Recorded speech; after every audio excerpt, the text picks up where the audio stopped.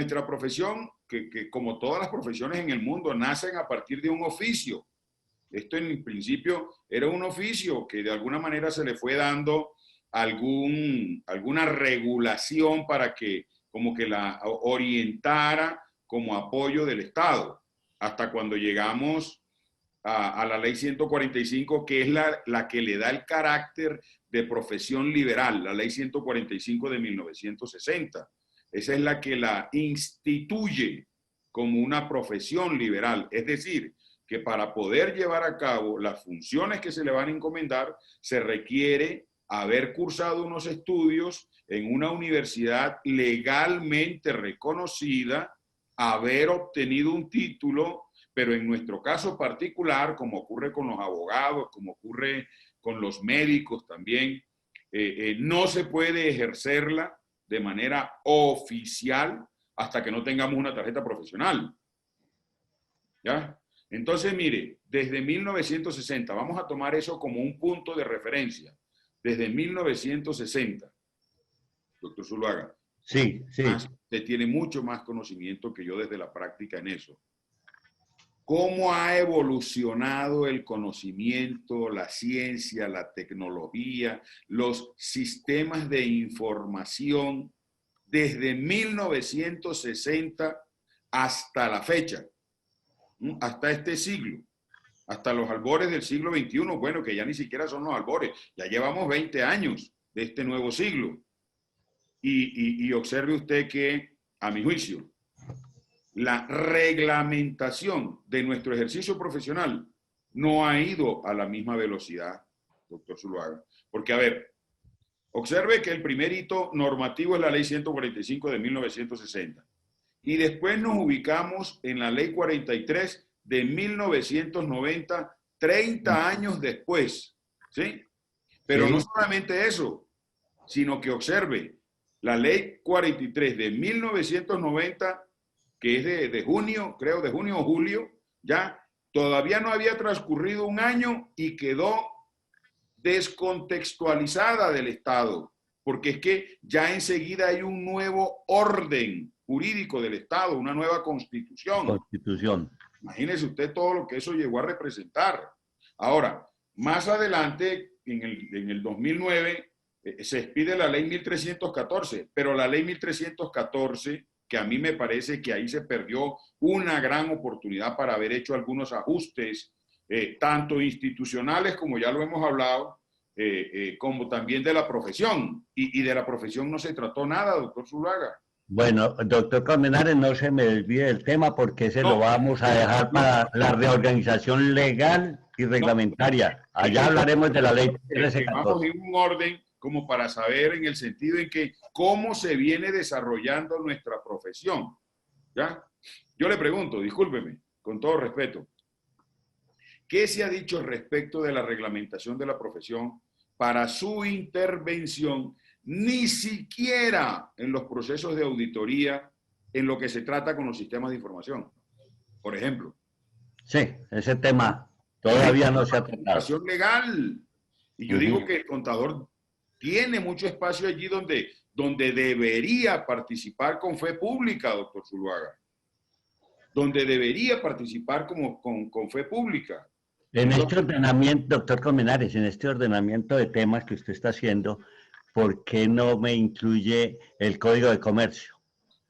Es que es lo que yo le proponía ahorita hace un ratico, para efectos de su opinión, que después de que hemos hablado ya de la institución y de las instituciones y que estamos ya hablando de la profesión, necesariamente esto nos tiene que llevar a esos planteamientos que usted me permite y me acepta de la reorganización normativa. Ahí tendremos que entonces entrar a referirnos del Código de Comercio, de la Ley 43, de la Ley 1314 y todas estas cosas. Pero a mí me parece que si vamos a hablar de la profesión, pues tendríamos que empezar fundamentándonos en las normas, como se lo estoy planteando, a efectos de escuchar su opinión también, de cómo es que ha venido desarrollándose legalmente nuestra profesión para darle al ejercicio de nuestra profesión un ámbito en donde tenemos que desempeñarnos, ¿ya?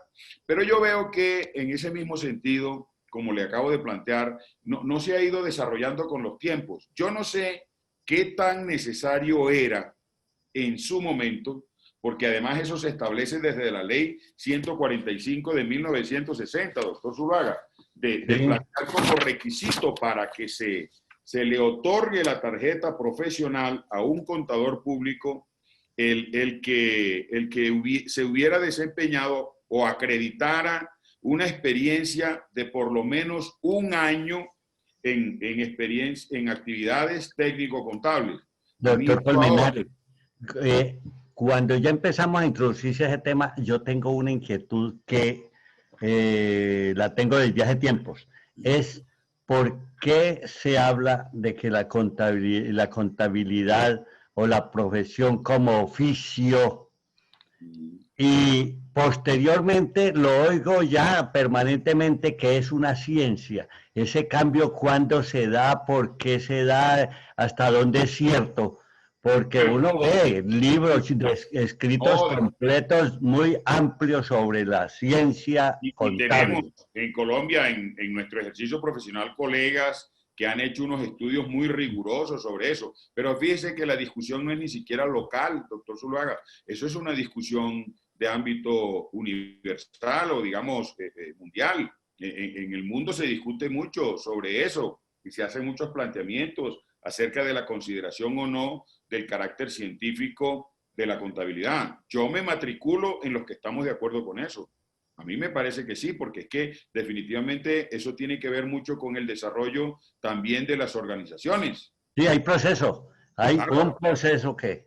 porque si eso se niega, entonces también tendríamos que negarle ese carácter a la economía. ¿Y quién duda de la economía como ciencia? Nadie. Entonces, pues en ese mismo sentido yo creo que ellos van como paralelos, porque de cualquier manera hay que admitir también que la economía, para muchos de sus estudios, muchos de sus desarrollos, se apoya también en la contabilidad, así como se apoya en la ciencia estadística. Entonces no lo podríamos negar, doctor Zuluaga. Yo sí estoy de acuerdo con eso. Pero ahora bien, lo que sucede es que en nuestro caso, eso se da fundamentalmente, de acuerdo con lo que yo he revisado, es en la ley 145 de 1960, al darle formalmente el carácter de profesión liberal. ¿Eso qué quiere decir? ¿Eso qué quiere decir? Que a partir del el 30 de diciembre, que fue cuando esta ley se sancionó, la ley 145 de 1960, para ejercer, desempeñar ciertos actos que la misma ley estableció, ellos van a tener un soporte legal si lo lleva a cabo un contador público que va a definir la ley. Y la ley efectivamente lo define. La ley 145 de 1960 se entenderá por contador público la persona natural que mediante la inscripción que acredite su competencia profesional queda facultada para dar fe pública. Es decir, ahí la ley le dio las facultades que tiene el Estado, porque el dueño de la fe pública es el Estado. Y aquí se la delega, se la faculta, dice, queda facultada para dar fe pública de determinados actos, así como para desempeñar ciertos cargos. Ahí también digo yo, doctor Zuluaga, que eso se quedó anclado en el tiempo, en el hecho de decir ciertos cargos. Eso se debió desarrollar por vía reglamentaria a través de decretos, porque es que hay muchas actividades que requerirían, a mi juicio, de la participación del contador público. Yo le puedo mencionar solo uno, doctor Zuluaga, por ejemplo. Yo soy de la opinión que todas las entidades, porque usted sabe que ahora el sujeto contable se llama entidad, ¿sí? El sujeto contable ahora se llama entidad, de acuerdo con la aplicación de las normas internacionales, ¿sí? Ya no decimos empresa, ya no decimos sociedad, ya no decimos persona jurídica, sino que para referirnos al sujeto contable ahora le llamamos entidad. Entonces le digo, yo creo que todas las entidades del grupo 1 del modelo contable desarrollado por el Consejo Técnico de la Contaduría Pública y que se reglamentó a través de las normas que ha expedido el Ministerio de Comercio, Industria y Turismo y el Ministerio de Hacienda, así como porque así no se le denomina en la Contaduría General de la Nación, sino como el que se asimila al Grupo 1 en el ámbito de aplicación de la Contaduría General de la Nación, esas entidades, sus declaraciones tributarias deberían estar refrendadas por un contador público distinto de su revisor fiscal y distinto del que lleva la contabilidad. Y usted me va a decir, ¿un tercero? Sí, es que tiene que haber un tercero independiente, porque es que si lo hace el contador público, él es juez y parte, y si lo hace el revisor fiscal, también actúa como juez y parte, doctor Zuluaga. Entonces estarán refrendando sus propios actos. Pero esta es una propuesta como muy especial. Yo la Revolucionaria. desconocía totalmente. No sabía que existía. Doctor Zuluaga, yo tengo que responderle a usted con mucha seriedad y rigurosidad. Usted me dijo, vamos a hablar de la profesión y de la contabilidad, pero necesito que se me ponga a estudiar. Y es lo que he atendido. Lo que he atendido. Me la he pasado estudiando, porque yo no voy a venir aquí a conversar con alguien que me lleva a mí kilómetros de ventaja en el ejercicio de la profesión, donde su tarjeta profesional es 4.000 y la mía es 30.000. Por favor, tenemos unas distancias. Como 20 años. No, pero por favor. Entonces, no sé, pero yo creo que eso debe ser así. Yo no sé en su opinión cómo lo ve sobre la base de la actuación independiente, porque es que, a ver, al final, ¿qué es la fe pública, doctor Zuluaga? Sino una garantía. El dador de fe pública es un garante y tiene que ser un garante del Estado. Al Estado le tiene que interesar que alguien con absoluta independencia sea su garante. ¿En qué? En la determinación de los impuestos.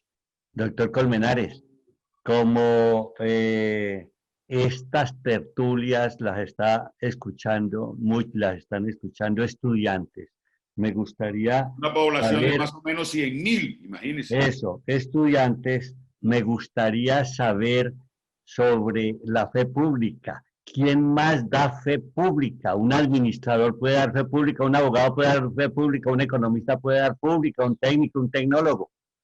Claro, Nadie, es que todo ninguno. aquel que el Estado determine y delegue, pues, da fe pública. Porque mire, por ejemplo, le voy a plantear un ejemplo un poco muy grueso, pues, muy pesado. Pero, por ejemplo, medicina legal da fe pública cuando expide el examen de necropsia.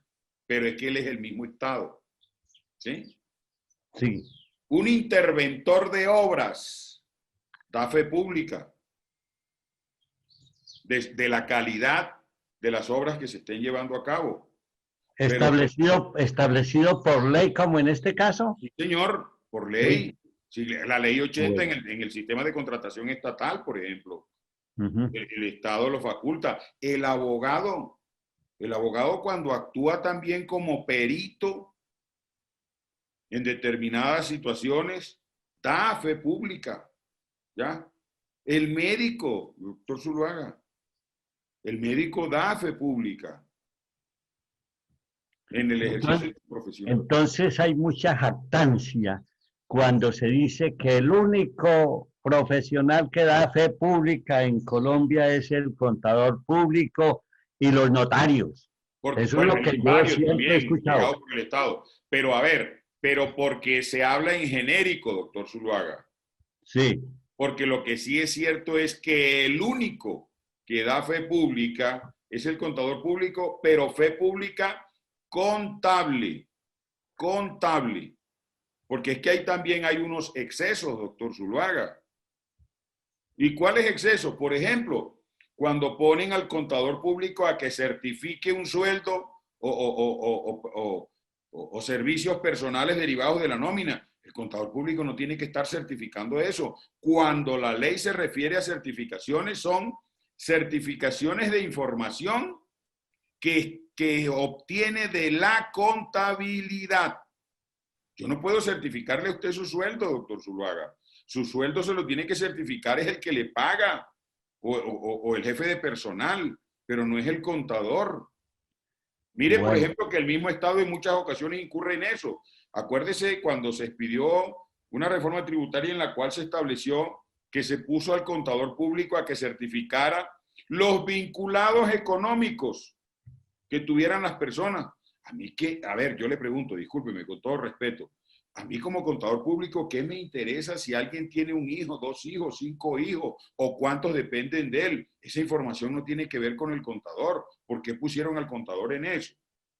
Pregunto. Pero yo le doy una más cercana, que es en la certificación que firma el revisor fiscal cuando en las empresas para el pago del programa de apoyo a la nómina que estableció el decreto 539. Claro que sí, ahora con el de la emergencia económica. Exacto. Claro. Del PAEF. ¿Qué tiene que ver el contador ahí? A ver, yo la verdad es que no me explico. El revisor fiscal. ¿Qué pasa? El revisor, bueno, sí, el contador en su condición de revisor fiscal, pero mire lo que sucede. El Estado sí, para todo lo que le conviene, entonces se apoya en el contador público, pero para efectos de garantizar el ejercicio de la profesión de una mejor manera, darle un estatus de acuerdo con los tiempos, en eso sí nunca se acuerda del contador público. Y la UGPP aceptó el error en el formato, porque yo le hice entrevista a uno de los funcionarios y dijeron, si hay un error en el formato, pero no se va a cambiar. Y el formato siguió siempre firmando el revisor fiscal en las empresas donde lo hay, para poder recibir ese beneficio del Estado. O sea, que lo que buscan es darse seguridad ellos mismos, la UGPP, para que al dar la información tenga después a quién caerle, que es la sensación que a mí me da. Eso cuando es desde el punto de vista legal, pero es que hay que admitir también que hay situaciones en las cuales los dueños de las entidades, ¿sí?, los administradores de las entidades, también en ocasiones le imponen obligaciones al contador que no le son propias al contador, como es el caso, por ejemplo, de la información que se le debe reportar a la DIAN por vía de los archivos estos para cruzar allá la información. Información exógena. La información exógena. ¿Cómo le parece? ¿De quién es esa responsabilidad si no es del dueño, del administrador? El contador ya cumplió con su responsabilidad cuando registró la información, doctor Zuluaga. Entonces resulta que los dueños, si no les prepara el contador la información exógena, lo responsabiliza. ¿Dónde dice que la información exógena es responsabilidad del contador público? Entonces, ¿quién le impone esa obligación al contador público? Los dueños de las entidades. Y se las incluyen en los contratos. ¿Y quién paga la multa por los errores? Entonces, ahí viene el problema. Ahí sí, entonces la responsabilidad es del contador. ¿Sí ve? Una inequidad terrible. Una distribución de responsabilidades que no se comprende. No sé. Pero bueno, entonces todas esas son cosas que hay que revisar. Hay que llevar esa listica de todas esas situaciones. Pero entonces fíjese que hay que precisarlas y en eso tendremos que tener en cuenta mucho cuando estemos hablando ya de las reorganizaciones normativas que requerimos. Pero entonces, empezando, como dice, como lugar común, empezando por el comienzo, por el origen, estaba planteando ese año de experiencia a mí. En los días de hoy ya eso me parece a mí que es un requisito inocuo, que no tiene sentido. Además, por las dificultades para cumplirlo. Le voy a decir algo, y lo digo con mucha responsabilidad, pero también con mucho respeto. Ese requisito, en muchas ocasiones, ha inducido a que colegas nuestros que aspiren a que la Junta Central de Contadores los habilite a través de la tarjeta profesional, incurran en situaciones delicadas, falsificando esos documentos. En muchas ocasiones, doctor Zuluaga. Es decir, inician su profesión violando las normas. De una vez. ¿Sí? Sí. Y eso, porque además a alguien en algún momento se le ocurrió que la certificación que ahí se estaba exigiendo tenía que ser laboral. ¿Cómo le parece a usted con los indicadores de desempleo que tiene nuestro país que la experiencia que se exija tenga que ser laboral? Ahora bien, en ocasiones también después se avanzó en eso, entonces no, que de todas maneras, aun cuando no fuera laboral, que hubiese cotizado a la seguridad social. ¿Cómo así? Y si no le pagan, Ujú. ¿cómo Y le donde hay parece? revisor fiscal debe llevar un certificado de el revisor fiscal, ¿Cómo le parece? fuera de la del propietario y que tenga cámara de comercio la empresa, mejor dicho. No, es que eso es una Bueno, cosa allí que parece que lo que se estuvieran era creando requisitos para evitar que se sigan habilitando contadores, como que si los estudiantes tuvieran la culpa de eso.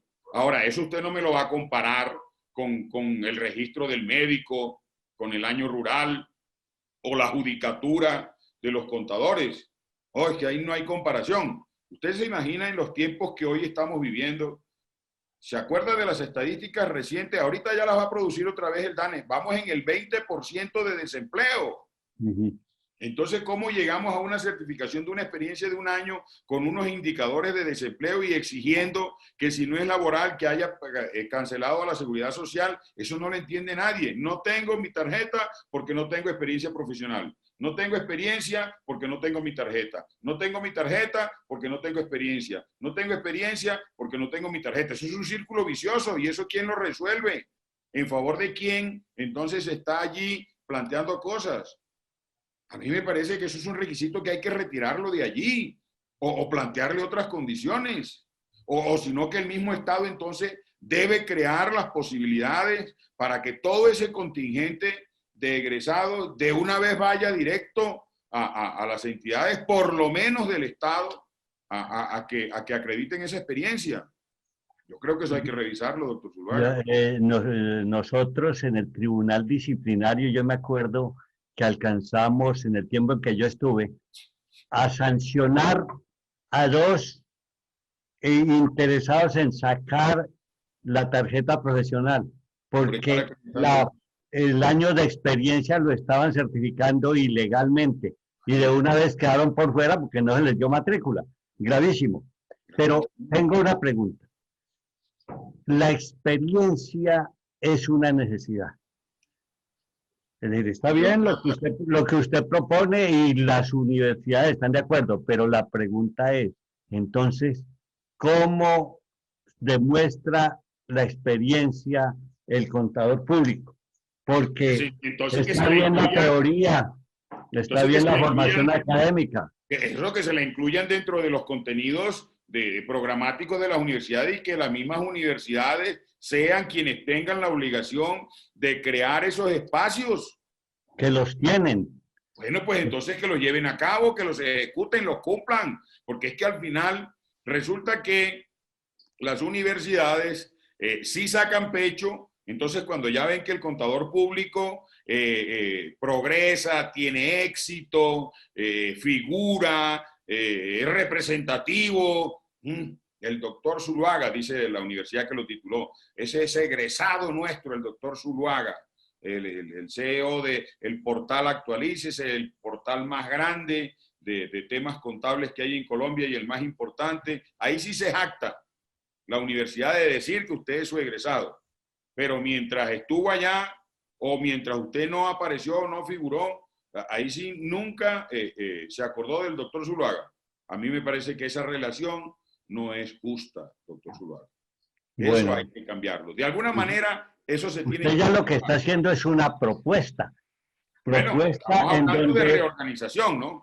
exacto, está hablando entonces de que haya una práctica profesional certificada por las universidades, Sí, que sí, busquen la forma. sí. Ahora, yo no le estoy hablando a partir de mi experiencia personal, quiero decirle, cuando terminé mi carrera en el año de 1990, yo venía trabajando en la Contraloría General de la República como auditor desde 1984, porque yo fui estudiante nocturno, doctor Zuluaga. Yo cursé 11 semestres Yo también, presente, nocturno. Nunca lo pude entender. Yo nunca lo pude entender. ¿Por qué yo tenía que cursar 11 y los del diurno podían cursar 10? Eso jamás lo entendí.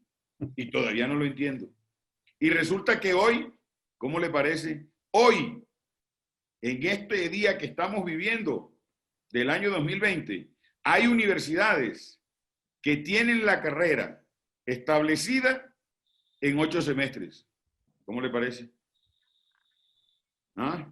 Y como vamos, se va a reducir, ¿o yo? Oh, pero es que eso ahí es que concentrarlo a lo que es, doctor Zuluaga.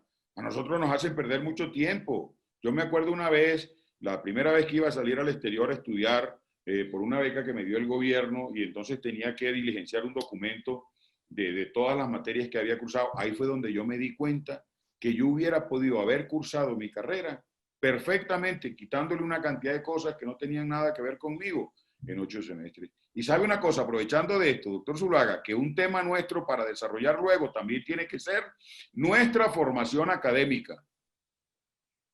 Porque ahí hay mucho que decir, ¿o yo? Bastante. Yo La creo que reorganización académica de nuestra profesión. sería otro. Sí, ahí hay mucho que decir. Bueno, y como le venía planteando entonces con respecto a la reorganización profesional, esa experiencia hay que entrar a revisarla. Esa experiencia hay que entrar a revisarla. Usted se acuerda que ya en la ley 43, en el artículo 4, se habla de las sociedades de contadores públicos, es decir, las personas jurídicas, ¿ya? O lo que uno llama muy comúnmente las firmas. Y ahí se estableció, pero el tema que es que ahí se establece una situación que yo creo que hay necesidad también de entrarla a considerar, porque es que ese artículo 4, doctor Zuluaga, muy respetuosamente, observe que dice que se denominan sociedades de contadores públicos la persona jurídica que contemple como objetivo principal desarrollar por intermedio de su socio o de su dependiente o en virtud de contrato con otros contadores prestación de servicios propios de lo mismo, ¿sí? Pero ese no es el problema. Lo que yo planteo es, en las sociedades de contadores públicos, el 80% o más de los socios deberán tener la calidad de contadores públicos. Entonces, ¿qué sucede aquí? Que aquí la persona jurídica, sociedad de contadores públicos, va a dar fe pública a través de una persona natural. Fe pública contable, a través de una persona natural. Si eso es así, si la persona jurídica va a dar fe pública a través de una persona natural, que es un contador público, doctor Zuluaga, entonces no es el 80%. Entonces, debería ser. eres el 100% de los socios tienen que ser contadores públicos. ¿O usted se imagina una firma de abogados conformadas el 80% por ingenieros? ¿O una firma de ingenieros conformada el 80% por abogados? No, yo no estoy de acuerdo. A mí me parece que eso lo tenemos que revisar. A mí me parece que tratándose del ejercicio de la profesión contable, el 100% de sus socios tienen que ser contadores públicos. Ahora, esas firmas de consultoría, pues que creen allá sus departamentos, sus áreas, sus cosas de asesoría legal o de consultoría de empresas, lo que quieran. Pero si se trata de firmas de contadores, sociedades de contadores, hay necesariamente que pensar en que el 100% de sus socios tienen que ser contadores públicos, doctor Zuluaga. No sé cuál es su opinión, pero Sí, no sí. importa que no esté de acuerdo conmigo, no se preocupe. No, y estoy de acuerdo. Sí, el hecho de que en la firma se tengan ingenieros porque son necesarios, se Sí, tengan abogados porque son necesarios, economistas, sí, sí, sí. esto es una integración de tipo profesional necesaria para las firmas, Así para es. que desarrollar su objetivo. Positivo, Estoy claro. de acuerdo. Sí, pero eso es no exactamente la firma como tal, sino sus complementos, su Sí. estructura. Porque usted se acuerda que ahí se estableció que el representante legal tenía que ser contador público y la Corte esa parte la declaró inexequible. Yo estoy de acuerdo. Es que para eso existen administradores. El representante legal podrá ser Sí. cualquier otro profesional, pero los socios tienen que ser el 100% contadores. Doctor Colmenares, aprovechemos y da una explicación sobre eso de la representación legal. Es Sí, que hay confusión. Acuérdense que hablamos mucho para estudiantes, en el sentido de que hay un gerente, sí, hay un representante legal, sí, y entonces explicar de porque qué es se que trata y por qué. eso se puede distinguir, porque una cosa es el que administra internamente la organización, que puede ser el gerente o presidente o como se le denomine internamente. Eso puede ser una cosa, ¿sí? Y otra cosa distinta es el que la represente legalmente, externamente, para todos sus actos. El que asume la responsabilidad externamente en nombre de la sociedad. Y a veces nombran abogados, Sí, precisamente para no generar confusiones de sí. tipo legal. Ahora bien, esas dos situaciones se pueden concentrar en uno solo, que el gerente sea a su vez el representante legal. Pero esas son decisiones que tomarán los dueños. Pero si se decidiera en dos distintos, el sentido es eso. Una es el que gerente, el que gerencia, el que administra para efectos internos, y otro es el que lo representa externamente, fuera de ella, para todos los efectos de adquirir derechos o contraer obligaciones externamente. ¿Externamente con quién? Con todo el mundo.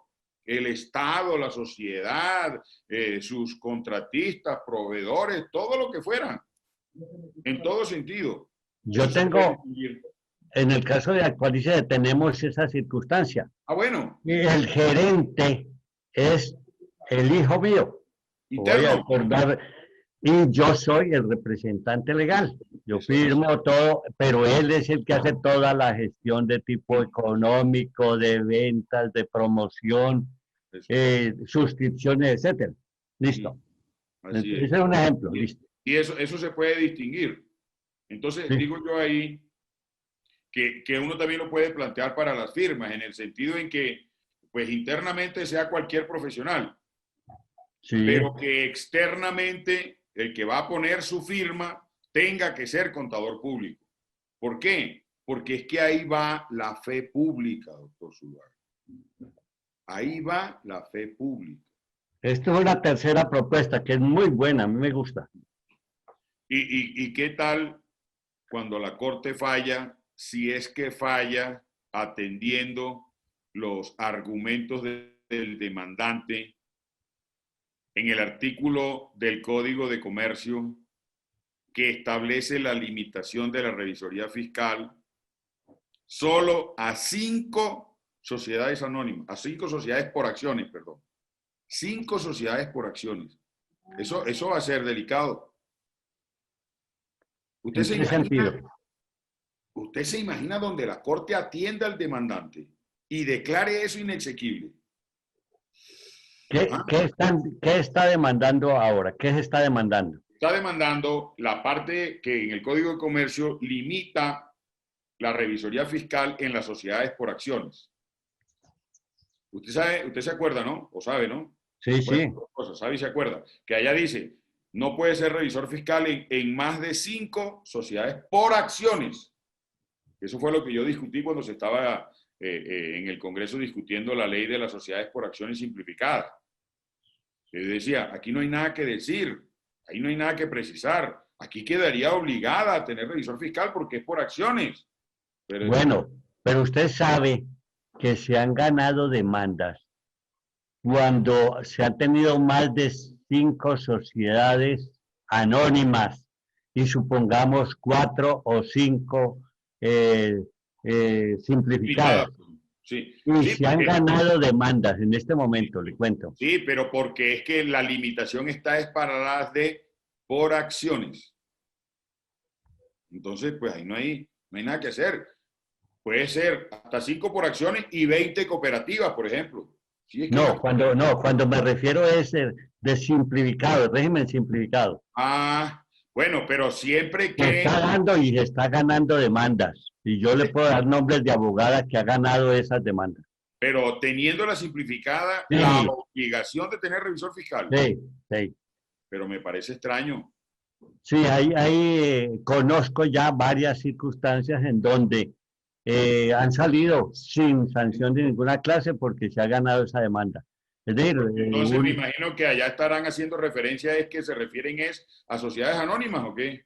que las simplificadas por acciones No no caben son allá. exactamente lo que dijo la ley, sociedades por acciones, Entonces sino que también podríamos hablar este allí, tiene una terminología distinta en la no, concepción legal. no, porque son por acciones, porque entonces ahí también podríamos hablar de las comanditas, No, tampoco se entraría. lo comento simplemente porque conozco y en secreto por acá le daré el nombre de la persona que ha ganado esas demandas. Sí, pero más que eso, ¿sabe qué me gustaría? La decisión, para ver cuáles son los argumentos. Ujú. Eso sí me gustaría conocerlo, a ver qué fue lo que argumentó ahí el juez. ¿Sí? Sí, porque Y casos en donde un contador es revisor fiscal de 7 sociedades anónimas. anónimas, no, 5 anónimas y no, dos. de 3 sociedades anónimas y unas 10 del régimen simplificado, que son como muchas veces hay pequeñas, pero tienen revisor fiscal. O, entonces, en esta circunstancia, habría que analizarse. Me parece que es un tema que es interesante. Pero claro, que tiene que ver con la reorganización profesional también, porque eso habría que definirlo. ¿Sí? Sabe que le voy a dejar algo en el tintero hoy Sí, a ver, cuénteme. para desarrollarlo con más fuerza en nuestra próxima tertulia. Porque creo que le voy a pegar duro, doctor Zuluaga. Usted me va a disculpar con todo respeto. Cuénteme. Yo creo que es necesario empezar a pensar en un tiempo límite para la renovación de la vigencia de la tarjeta profesional. Y con eso, materializar ese principio que tenemos allá en el Código de Ética del artículo 37 de la actualización profesional. Con ese enfoque. Sí, claro, ese es el sentido. Pero entonces, quiero dejarle ese punto allí como para que lo reflexione por estos días y en nuestra próxima tertulia nosotros lo podamos desarrollar con mayor énfasis y precisión, porque acuérdese que allá en nuestro artículo 37, donde están los principios, nos obliga, la ley nos obliga, el artículo 37, en donde aparecen todos los principios. Entonces dice el 37.7, el contador público solo deberá contratar trabajos para los cuales él o sus asociados colaboradores cuenten con capacidad. Es decir, uno no debe asumir responsabilidades de lo que no sabe o de lo que no conoce. Pero resulta que todos nuestros colegas, sin ni siquiera entender la reglamentación tributaria, no han abierto nunca un estatuto tributario siquiera para mirar un artículo y se dedican a asesorar tributariamente. Ahí meten en problemas a las empresas y eso está prohibido. Pero el segundo inciso es el que me interesa para plantearle lo que le acabo de expresar. Igualmente, el contador público, mientras se mantenga en ejercicio activo, observe el verbo, doctor Zuluaga, deberá, es una obligación, deberá considerarse permanentemente obligado a actualizar los conocimientos necesarios para su actuación profesional. ¿Y qué está diciendo ahí? Mientras usted no esté actualizado, no puede ejercer la profesión. Entonces, mire, ¿qué debió haber hecho el gobierno, los gobiernos en este artículo? Haber desarrollado ese artículo a través de un decreto reglamentario, estableciendo la renovación de la vigencia de la tarjeta profesional, pero no con base en la presentación de exámenes, porque eso se ha prestado aquí en Colombia para muchas irregularidades. El doctor Colmenares. Yo tengo otro planteamiento que se lo expresaré después. Eso, podríamos hacer una síntesis de las propuestas de reorganización profesional que se han hecho. Bueno, dele, hágale. Voy a tratar de comentarla. La primera, que haya la propuesta de la práctica profesional certificada por universidades. Sí, eso hay que revisarlo. Segundo, que las entidades del grupo 1 tengan, además del contador y del revisor fiscal, un contador que certifique la información financiera. No, tributaria, la información tributaria. Tributaria. La Sí. tercera, que las sociedades de contadores tengan como representante legal obligatoriamente un contador público. Sí. Y la cuarta, que la tarjeta profesional que deberá considerarse obligado a actualizarse el contador público renovando la tarjeta profesional. Yo creo que esas son las cuatro. Le hace falta una. ¿Cuál otra? No es solamente que el representante legal de las firmas sea un contador público, el representante legal, sino que los socios sean el 100% contadores públicos. Bueno, entonces dejamos hoy esta tertulia con 5 propuestas. Mejor dicho, estamos muy productivos. Y me parece que es muy interesante lo que estamos encontrando, porque aquí hacemos propuestas que deben ser estudiadas y seguramente serán objeto de discusión. Sí, señor.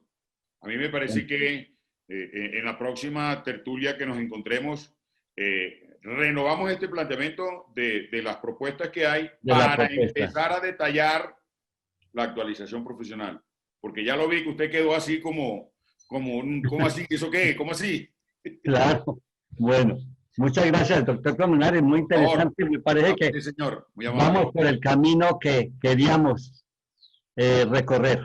Muchas gracias, doctor Colmenares. Le mando un abrazo y así mismo a todos nuestros colegas. Muchas gracias. Bueno, muy bien.